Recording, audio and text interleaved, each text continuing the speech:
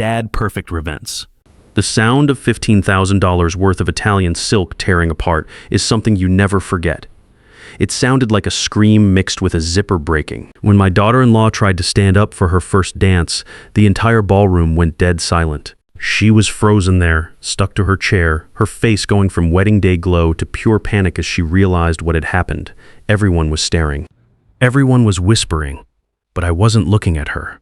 I was looking at my son Brad, waiting for him to realize that the trap they had set for his mother had just snapped shut on his own wife. My name's Vince O'Brien. I'm 58 years old, and I spent 35 years working oil rigs in the Gulf of Mexico before I retired to become a safety consultant here in Dallas. You learn a few things about timing and consequences when you're dealing with heavy machinery and high stakes. That night taught me that family can be more dangerous than any rig I ever worked. The Four Seasons ballroom in Dallas was still dim when I walked in that evening. I like to arrive early, old habit from my rig days. You check the site before the crew shows up. You inspect the equipment before you fire it up. I wanted to make sure everything was perfect for Susan. My wife loves white roses, and I'd paid extra to get the arrangements just right for Brad's wedding. As I moved through the shadows near the side entrance, staying off the main carpet so my dress shoes wouldn't echo, I heard something that didn't belong. It was giggling, but not the happy kind. It was cold, calculated. I stopped behind a heavy curtain near the head table, letting my eyes adjust to the dim lighting. What I saw made my blood run ice cold. There, hovering over the table where the parents were supposed to sit, were Brad and his bride-to-be, Tiffany. They weren't sharing some romantic pre-wedding moment. They were working. Tiffany was bent over a specific chair, the one with Susan's place card, my wife's chair. In her manicured hand was a bright orange tube that I recognized immediately from job sites. Gorilla Glue, the industrial kind that bonds steel to concrete. She wasn't just putting a dot of it down. She was painting the entire seat cushion with a thick, generous spiral of clear adhesive. Brad was standing guard, watching the main doors, and he wasn't trying to stop her. He was smiling. "Make sure you get the edges, babe," he whispered, his voice carrying in the empty hall. "I want her stuck good. She needs to learn her place." Tiffany capped the glue and stood up, wiping her hands on a napkin. She looked at her handiwork like an artist admiring a painting. "This is going to be hilarious," she said, her voice dripping with malice. "When the old woman tries to stand up for the toast, she'll be flopping around like a fish. Maybe she'll finally break that other hip and we can put her in a home sooner." They laughed. My own son laughed at the idea of his mother breaking her bones. I felt like I'd been hit with a sledgehammer. My fists clenched at my sides. The urge to step out and flatten both of them was overwhelming. I'm 58 years old, but I spent my life lifting pipe and working with my hands. I could have snapped Brad in half, but I forced myself to stay calm. You don't win by charging into a fight angry. You win by thinking it through. I waited until they slipped out the side door, still giggling like school kids who just pulled a prank. Only then did I step out of the shadows. I walked to the head table, my heart pounding with pure rage. The glue was transparent, sitting on top of the deep blue velvet cushion. In the dim lighting, it was invisible unless you knew it was there. I touched the edge of the cushion.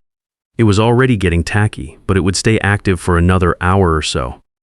I looked at the beautiful calligraphy on the place card.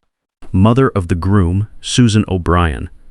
My mind flashed back to 3 months ago, to the hospital room that smelled like antiseptic and fear. Susan lying there small and pale in that big bed after her hip replacement surgery. The doctor had been very clear, looking both me and Brad in the eye. The recovery is critical. Her hip socket is fragile. Any sudden jerking motion, any fall, could dislocate the joint. If that happens, the damage could be permanent. Brad had nodded. He'd heard every word. Tiffany had been there too, scrolling on her phone, but she'd heard it. They knew this wasn't a prank. If Susan sat in this glue and tried to stand up, the sudden resistance would jerk her body.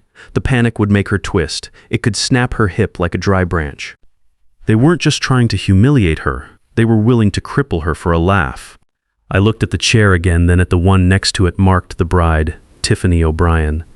It was pristine, clean velvet, ready for the princess. I had maybe 30 seconds before the catering staff came out to set the water glasses. I reached out and picked up Susan's place card. My hand was steady as steel. I moved it to the clean chair. Then I picked up Tiffany's card and placed it gently in front of the glue-covered seat. The chairs were identical. The table settings were identical. The only difference was the name on the card and the invisible trap on the cushion. Suddenly, the kitchen doors swung open. A young waiter walked in briskly, carrying a tray of water glasses. He stopped when he saw me. "Sir," he said, looking suspicious. "The guests aren't supposed to be in here yet." I didn't flinch. I turned to him with a calm, warm smile. "I know, son. I just wanted to make sure everything was perfect for my wife. She has trouble walking. Wanted to check the spacing." The waiter's face softened. "That's very thoughtful of you, sir. Everything looks beautiful." "Yes," I said, looking at the glue that was slowly drying into a bond strong enough to hold a truck engine. "It's absolutely perfect." I walked straight to the bar in the lobby and ordered a double bourbon. Neat. I needed to steady my nerves. The alcohol burned, but not as hot as the anger in my gut. The bartender, a friendly guy named Carlos who'd been working the Four Seasons for years, nodded at my choice. "Big night, sir." "You could say that," I replied, taking another sip. "My son's wedding. Congratulations. Must be proud." I almost choked on my drink. Proud? If he only knew what I'd just witnessed. I checked my phone. I had a text from Linda Hayes, my executive assistant. "Checks for the vendors ready to go out Monday morning as instructed. Trust fund transfer documents on your desk for signature." I stared at the screen. I'd planned to give them everything. The $3 million retirement fund I'd built over 35 years of dangerous work. I was going to hand them the keys to the house in Highland Park worth $800,000. I was ready to step back and let Brad take over my safety consulting business. I typed back, "Hold everything. Do not mail checks. Do not process transfers. Wait for my call." The guests were starting to arrive. I saw Susan coming through the revolving doors, using her cane but smiling. She looked beautiful in her navy blue dress. She'd spent weeks finding something elegant but comfortable for her hip. She was so happy, thinking she was gaining a daughter tonight. I walked over and offered her my arm. "Ready, my love?" She squeezed my hand, her grip weak but her eyes bright. "I'm so proud of him, Vince. And Tiffany looked so beautiful at the rehearsal. I really think we're going to be a real family." The words cut through me like a knife. Susan had been trying so hard to connect with Tiffany over the past year. She'd taken her shopping, invited her to lunch, even helped plan this very wedding, and the whole time, Tiffany had been plotting to hurt her. "You look gorgeous tonight, sweetheart," I said. Meaning every word. "That blue brings out your eyes." Susan blushed like we were newlyweds again. "You clean up pretty good yourself, Mr. O'Brien." I swallowed the lump in my throat. "Yes, Susan, we're definitely going to find out what kind of family we are tonight." We entered the ballroom just as the lights dimmed for the dramatic entrance. The music was playing softly. The hotel manager, Rick Thompson, was overseeing the final preparations. Rick was a professional guy I'd met during the planning. He ran a tight ship and made sure everything went according to plan. He gave me a small nod of acknowledgement as we passed. I guided Susan toward the head table, watching her scan for her name card. My heart was racing, but I kept my voice steady. "Oh, there I am," she said. Pointing to the clean chair, I held my breath. If Tiffany or Brad noticed the switch before they sat down, it was over. We reached the table. Brad and Tiffany were making their grand entrance on the other side of the room, soaking up applause. Tiffany looked triumphant in her custom-made gown. Layers of lace and silk fitted to perfection. She was eating up the attention, posing for the photographer every few steps. Susan lowered herself slowly into the clean chair.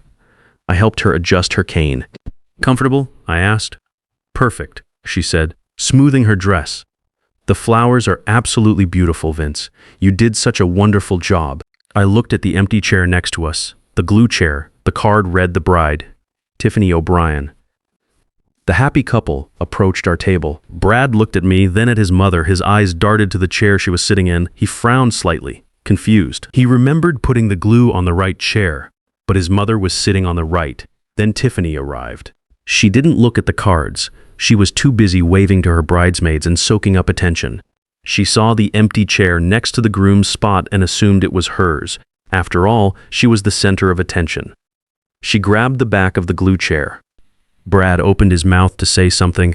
I saw a panic flash in his eyes as he realized something was wrong. But before he could speak, the DJ announced over the speakers, "Ladies and gentlemen, please take your seats." Tiffany didn't wait. She arranged her heavy train of expensive fabric over the back of the chair and sat down hard. She did a little wiggle to get comfortable, pressing her hips firmly into the cushion to settle all those layers of her dress. I watched Brad freeze. He looked at me. I raised my glass of wine to him and stared him dead in the eye. The trap was set, the prey was caught. Now we just had to wait for the music to stop.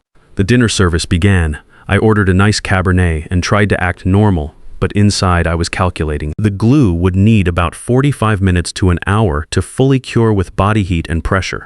Every time Tiffany shifted in her seat, every little bounce as she talked animatedly to her maid of honor, was making the bond stronger.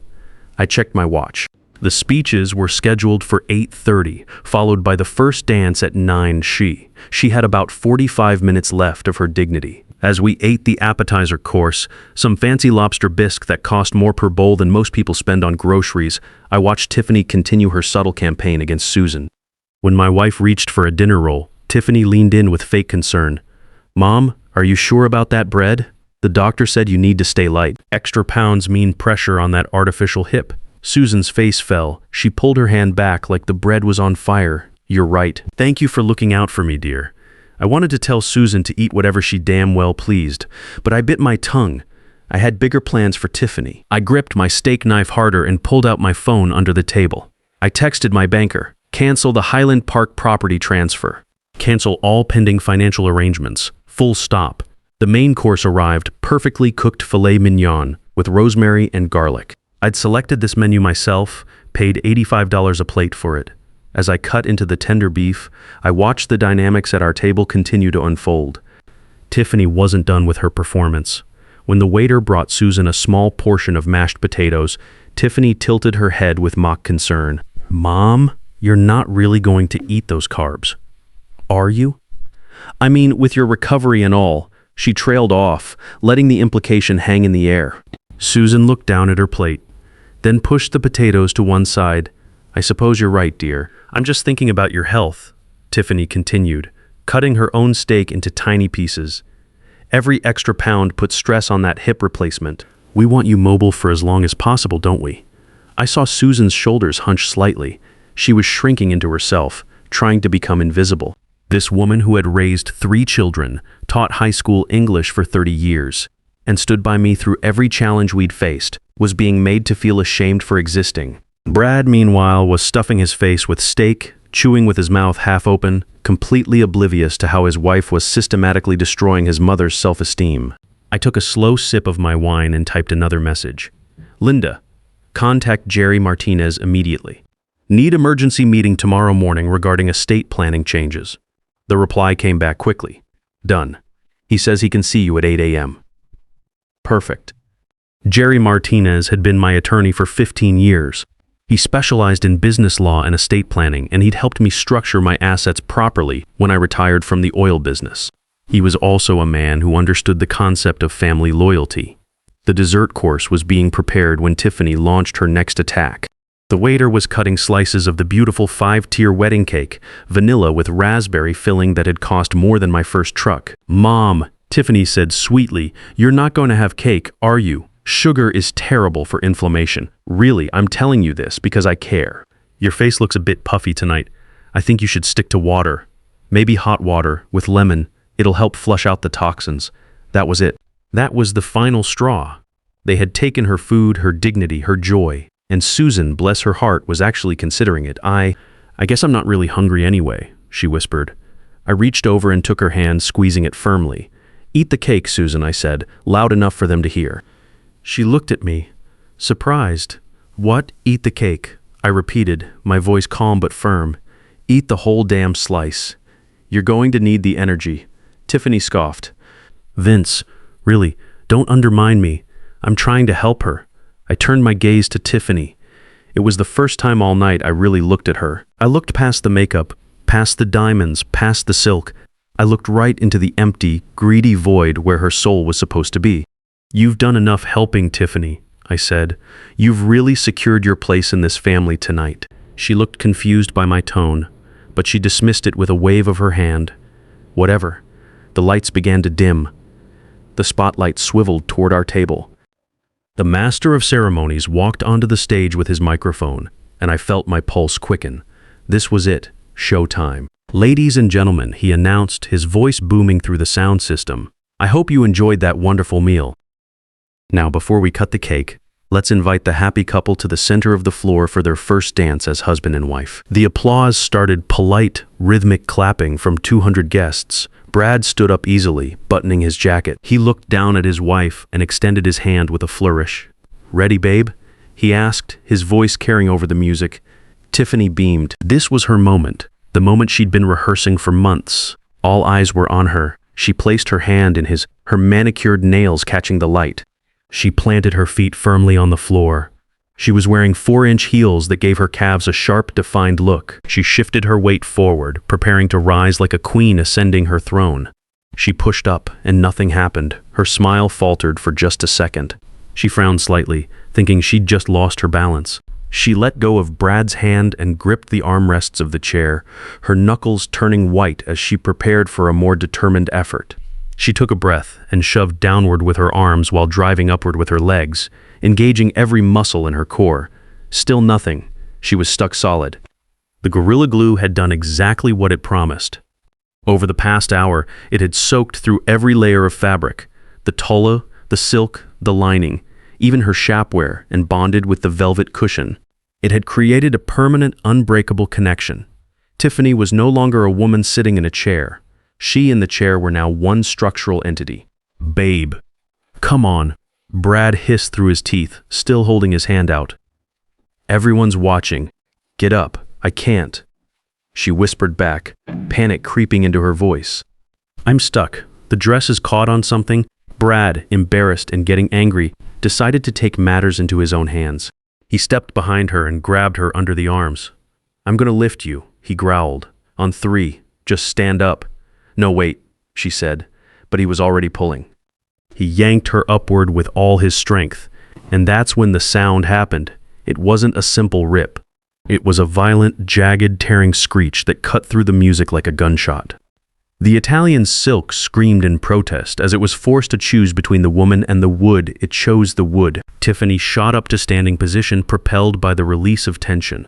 But the back of her dress didn't go with her. Adhered to the seat, perfect and flat, was the entire rear panel of her wedding gown. All those layers of tulle, the hand-stitched lace, the silk lining, it was all there, fused to the velvet cushion like a skin that had been shed.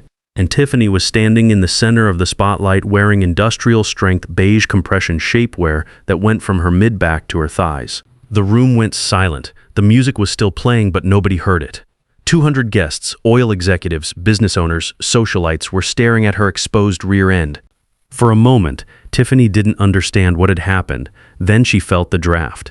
The air conditioning was set to 68 degrees, and she felt the cold air hitting skin that should have been covered by $15,000 worth of fabric. She slowly reached around to her back and found nothing but air. She turned and saw the back of her dress sitting on the chair, mocking her. The sound that left her throat was a high, thin wail of pure mortification. But it got worse. The phones came out. The recording lights blinked red.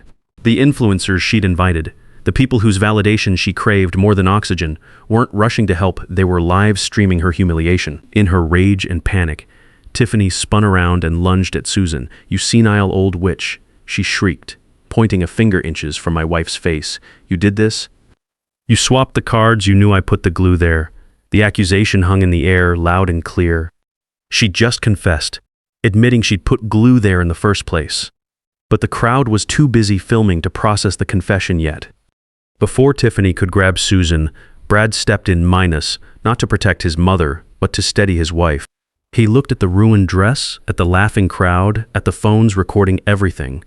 Then he turned his rage on the easiest target. "Mom," he bellowed, his face turning red. "What the hell is wrong with you? Look at what you did. You ruined the wedding?" Susan recoiled as if he'd hit her. "Brandon, I don't understand," she stammered. That was it for me. I stood up slowly, buttoning my jacket. I walked around behind Susan's chair and placed my hand on her shoulder. I looked at Brad with the absolute indifference of a stranger. Then I raised my hand and signaled to the back of the room. Rick Thompson, the hotel manager, nodded. He spoke into his headset. The house lights came up full blast. The romantic mood lighting vanished. The music cut out abruptly. I turned to Brad, my voice calm and loud enough to be heard in the back row. "She isn't going anywhere, son. But you might want to call your lawyer. because I think the police are going to have some questions about that orange tube in your jacket pocket." A gasp went through the crowd, but I wasn't finished. I signaled to the projection booth. The large screen behind the stage flickered to life. It wasn't a wedding slideshow, it was security footage, black and white but crystal clear. The timestamp reads 6 to 45 p.m. minus 2 hours ago. The crowd watched in breathless silence as two figures walked into the frame, even from the back. They were unmistakable, minus the dress, the tuxedo. It was Brad and Tiffany. The video showed Tiffany reaching into Brad's jacket and pulling out the orange tube. We watched her uncap the glue, lean over the chair, squeeze the adhesive in a spiral pattern. Then the audio kicked in. "Make sure you get the edges, babe." Brad's voice boomed through the speakers. "I want her stuck good." Then came Tiffany's voice. "When the old hag tries to stand up, she's going to be flopping around like a fish. Maybe she'll finally break that other hip." The crowd erupted. People were standing up, shouting, "That's sick." Some guests started walking out in disgust. My attorney, Jerry Martinez, was already moving through the crowd with his briefcase. He stopped in front of Tiffany and pulled out an envelope. "Mrs. O'Brien," he said smoothly, "you're officially served. Attempted aggravated battery and intentional infliction of emotional distress upon a vulnerable adult." Brad stepped back, panic replacing his anger. "Dad, wait. It was just a prank." I stepped closer to him. "A prank? Breaking a 56-year-old woman's hip is a prank." I paused. "You know, Brad, I spent my whole life building something to leave you, but I realized tonight that I poured that foundation on quicksand." Then came the final blow. Rick Thompson walked up with a credit card terminal and a long receipt. "Mr. O'Brien," he said to Brad, "the card was declined. The account has been frozen." Brad's face went white. "Dad, what did you do?" "I canceled your card 10 minutes ago," I said calmly. "You wanted to be a big man? Big men pay their own bills." "The total outstanding balance is $87,450. Brad looked around desperately. "I don't have that kind of money." I shook my head. "No, son, you don't. Because you never earned it." I pointed to Susan. "You tried to break the woman who carried you. Well, now you get to see what it feels like to be broken." I helped Susan to her feet and took her arm. "Come on, honey, let's go get some real Italian food." As we walked out, I heard Rick speaking into his radio. "Security, escort Mr. O'Brien to the kitchen to discuss a payment plan." 6 months later, Susan and I were sipping wine on a terrace in Tuscany, watching the sunset over the hills. My phone buzzed with a text from Brad. "Dad, I'm sorry. I see it now. Can we talk?" I showed the message to Susan. She squeezed my hand. "What do you think?" I looked out over the vineyard at the life we'd built for ourselves after cutting away the rot. "Maybe someday. When he's learned the difference between saying sorry and being sorry. Real family protects you. They don't set traps for you. And your dignity. That's the one asset you should never liquidate for anyone, not even your own blood. You can spend a lifetime building bridges to people who are already planning to burn them down. The real tragedy isn't losing family members who betray you. It's wasting years trying to earn love from people who see your kindness as weakness. Sometimes the most loving thing you can do for someone is to let them face the consequences of their choices. True respect isn't inherited through blood. It's earned through character and lost through cruelty.